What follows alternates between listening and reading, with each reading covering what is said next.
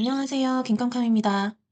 오늘은 불안한 엄마와 불안한 아이가 어떻게 살아가고 있는지, 어떤 어려움이 있는지, 그리고 또 어떻게 해결하며 살아가고 있는지 그 이야기를 들려드리려고 해요. 저는 우울증을 앓고 있지만 우울증과 같이 불안장애와 공황장애도 가지고 있는데요. 저희 아이는 안 그럴 줄 알았거든요. 그런데 5살 여름 정도부터 등원 거부를 하기 시작하더니 여러 가지 불안 증세들이 나타나기 시작했어요. 그전까지 4 살, 5살 초반까지는 어린이집 다니면서 불안한 기색이나 두려워하는 모습을 한 번도 본 적이 없거든요. 그런데 갑자기 어린이집에 가기 싫다고 하고 엄마와 떨어지는 것을 극도로 불안해하는 거예요. 저는 멘붕이 왔죠. 우선 자책감부터 들었습니다. '아 내가 우울하고 불안한 사람이라서 우리 아이도 나한테 유전돼서 이런 기질을 가지고 태어났나?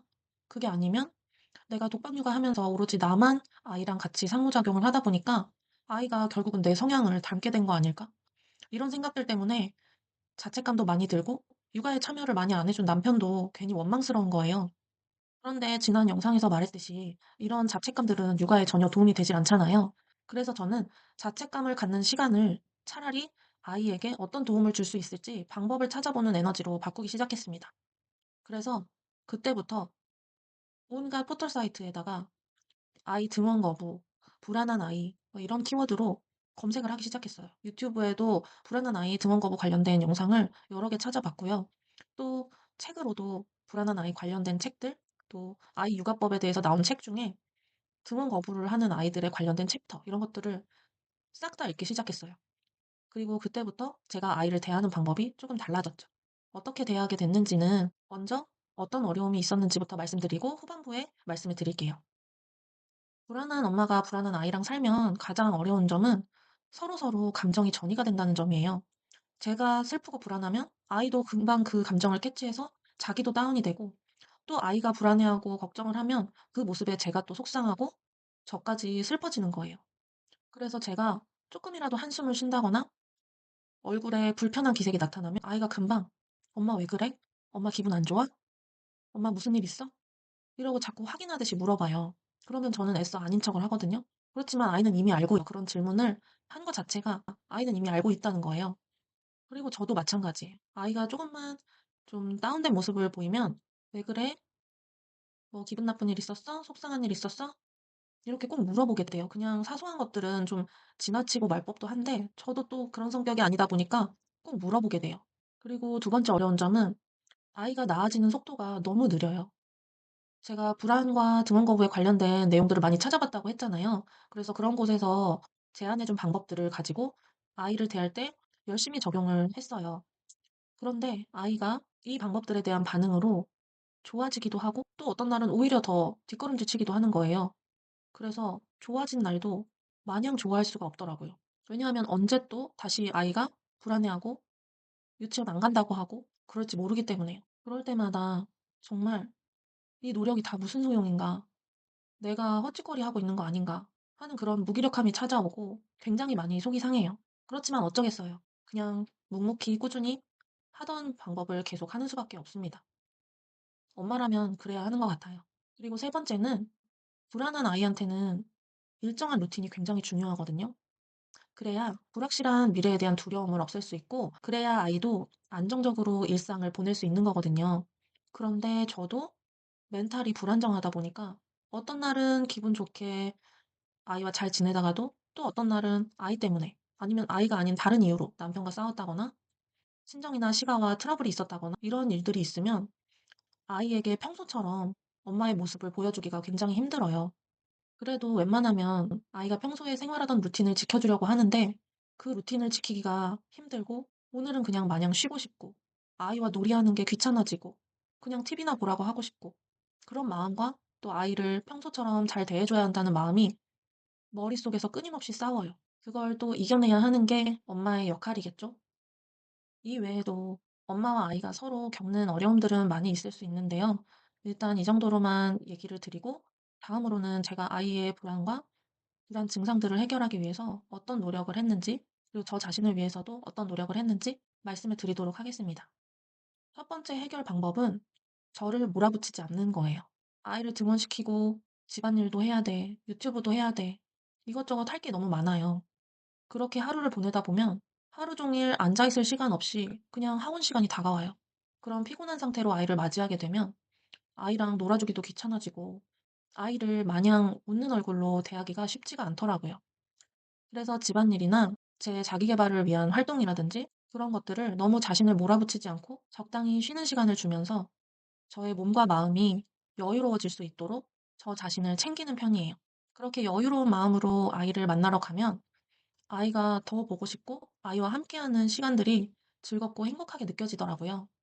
그리고 두 번째로는 저희 아이가 딸이라서 역할놀이를 참 많이 하는데요. 역할놀이만큼 불안을 해소하고 감정을 표현할 수 있게 해주는 데 좋은 놀이가 없더라고요.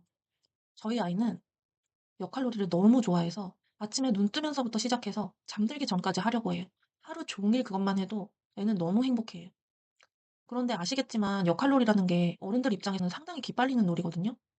그리고 아이가 저한테 한 가지 역할만 시키는 게 아니라 엄마는 엄마 역할도 해, 아빠 역할도 해, 언니 역할도 해, 선생님 역할도 해, 의사 역할도 해. 시키는 게 엄청 많아요. 혼자서 무슨 원맨쇼 하는 것처럼 막 저 혼자서 엄마 역할, 아빠 역할 서로 얘기를 주고받다 보면 현타 올 때가 한두 번이 아니에요. 그래도 이 역할놀이를 포기할 수 없는 것은 아이가 역할놀이를 하면서 자신의 감정을 은연중에 표현하고 그 표현한 감정들을 역할 속에서 엄마와 함께 상호작용을 하다 보면 해소가 되는 경우가 있더라고요. 특히 저희 아이가 겪고 있는 등원 거부 같은 경우는 집에서 유치원 놀이를 하면서 유치원에 대한 부정적인 감정들을 긍정적인 인상으로 많이 바꿔주고 있어요. 그렇게 하기 위해서 유치원 놀이를 할 때는 제가 선생님 역할을 하면서 유치원의 담임 선생님에 대한 따뜻하고 친절한 이미지를 많이 심어주려고 하고 있고요. 또 아이가 선생님 역할을 할 때는 제가 그 아이의 학생 역할을 하면서 선생님에 대한 애정 표현이나 선생님을 믿고 따르는 모습을 많이 보여주고는 해요. 대신 유치원에서 있었던 혹은 일어날 수 있는 너무 부정적인 상황이나 감정들은 조금 피하고 이왕이면 즐거웠던 기억을 떠올릴 수 있게 이미 있었던 재밌었던 경험이나 아니면 앞으로 일어날 법한 즐거운 경험들을 미리 상상해서 같이 유치원 놀이를 하고 있어요. 그래서 저는 혹시 등원 거부가 있는 아이들이 있다면 이 역할 놀이, 그중에서도 유치원 놀이를 정말 추천하고 싶습니다. 꼭 한번 해보시길 바래요. 그리고 유치원 놀이 할 때 또 팁은 유치원을 가는 순간부터 집에 오는 순간까지를 쭉 브이로그 찍듯이 아이와 놀이를 해보는 거예요. 그러면 평소에 실제로 아이가 경험하는 유치원 등하원의 기억들을 놀이를 통해서 그대로 반복하고 엄마와 함께 놀이를 하기 때문에 훨씬 더 안정감을 느껴야 해요. 그래서 집에서 나와서 다녀오겠습니다 하는 순간부터 유치원 현관에 가서 선생님 안녕하세요 하는 인사부터 해서 교실에서 하는 활동들, 또 담임 선생님이 아닌 다른 특별활동 선생님들과의 상호작용, 그리고 하원에서 엄마를 다시 만났을 때의 기쁨들, 이런 것까지 모두 다 표현을 해주면 아이가 정말 재밌어하고 뿌듯해하는 걸 느끼실 수 있을 거예요. 그리고 세 번째는 아까 어려움에서 루틴 얘기를 잠깐 했는데 그 루틴을 지켜주는 게 굉장히 중요해요. 그래서 저는 제가 힘들거나 아이가 루틴대로 안 하려고 떼를 쓸 때도 웬만하면 달래서 일상 루틴대로 아이가 지낼 수 있게 하고 있는데요. 아침 기상 시간이나 일어나 아침을 먹는 행동, 하루 종일 놀이를 하고 나서 저녁을 몇 시에 먹는지, 그리고 그 후에 하루를 마무리하고 씻고 잠드는 시간이 언젠지 이 시간들을 정해놓고 최대한 지키려고 노력을 합니다. 이렇게 일상을 루틴화 시켜놓으면 아이가 말도 안 되는 시간에 잠을 자거나 일어나거나 또 말도 안 되는 시간에 먹을 것을 달라고 조르거나 또 엄마가 그런 요구에 대해서 스트레스 받을 일이 별로 없어요. 루틴을 지키기 위해서 드는 에너지도 많지만 또 루틴대로 살지 않았을 때 갑작스럽게 일어나는 아이의 돌발 행동이나 상황들을 최대한 막을 수 있기 때문에 루틴을 지키려는 에너지가 그 값어치를 한다고 생각합니다. 그래도 가끔은 아이가 하고 싶은 대로 풀어주는 것도 필요하겠죠? 매일매일 365일을 그렇게 지내는 건 아니고 가끔씩 아이에게 오늘은 특별한 날이니까 이렇게 해보자. 오늘은 주말이니까 그동안 유치원 가느라 고생했으니까 파자마 파티를 해볼까? 오늘은 간식을 조금 많이 늦게 먹었으니까 저녁은 평소보다 좀 늦게 먹어보자. 이렇게 여유를 두고 아이를 대하는 편이에요. 그렇게 하면 그냥 루틴이 깨지는 게 아니라 아, 이런 특별한 상황, 또 내가 열심히 살아왔기 때문에 주어지는 보상, 이런 개념에서 루틴이 잠시 변형된다고 아이가 생각을 하기 때문에 일상 루틴에 부정적인 영향을 주지는 않는 것 같아요. 마지막으로는 어떤 상황에서 아이의 감정을 우선시해주고 요구를 들어주고 어떤 상황에서는 엄마의 말을 들을 수 있게 하는지 그 상황별로 저의 태도를 정하는 거예요. 그래서 아이가 놀이를 하는 상황이거나 간식을 고르는 상황이거나 그런 상황들에서는 아이가 하고 싶은 것을 우선적으로 배려를 해 주는 편이고요. 대신 위험한 상황, 생활 습관과 관련된 상황에서는 아이의 감정을 읽어 주기보다는 처음 한 번만 왜 이렇게 해야 되는지 행동에 대해서 이유를 설명해 주고 그 후부터는 "엄마가 말했지? 이건 원래 이렇게 해야 되는 거야." 라고 말을 하고 아이가 지킬 수 있게 격려를 해 주는 편이에요.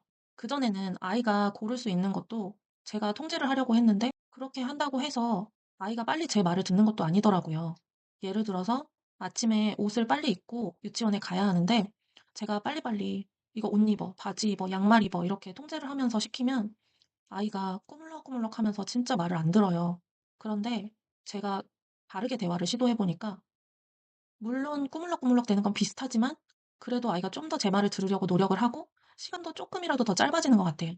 옷을 입으라고 할 때 갑자기 장난감을 만진다든지 딴짓을 하게 되면 화가 올라오잖아요. 그럴 때 예전 같으면 "빨리 옷 입어. 엄마 지금 화나려고 해. 지금 유치원 늦게 됐어." 이런 식으로 얘기를 했다면 지금은 "엄마는 네가 장난감 만지고 싶은 마음은 알지만 지금 옷 입는 시간이니까 옷을 먼저 입어 줬으면 좋겠어." 이렇게 말을 하거든요. 그러면 지나치게 아이의 감정을 수용하는 것도 아니고 그렇다고 강제적인 말투로 아이한테 부정적인 감정을 일으키는 것도 아니라서 아이도 제 말을 잘 들어주더라고요. 그래서 이런 대화법들을 통해서 제가 깨달은 거는 무조건 강압적이고 고압적으로 아이를 통제하고 이래라 저래라 하는 것보다 사실은 부드럽게 말하고 아이에게 스스로 할 수 있는 기회를 주고 하는 것들이 생각보다 고압적으로 통제를 할 경우보다 오히려 준비 시간이 단축되고 아이가 더 제 말을 듣는 경우가 많았어요. 물론 이렇게 하기까지 이 대화법을 사용하기까지 너무 힘들었습니다. 그렇지만 꼭 한번 시도를 해 보시는 걸 추천드려요. 아이가 생각보다 굉장히 빨리 그 대화법에 반응을 해요. 아이는 항상 엄마에게 모든 관심이 쏠려 있기 때문에 엄마의 작은 변화가 있더라도 그 변화에 빠르게 반응을 하거든요. 오늘은 좀 얘기가 길어졌는데요. 오늘 얘기 어떻게 들으셨는지 모르겠어요.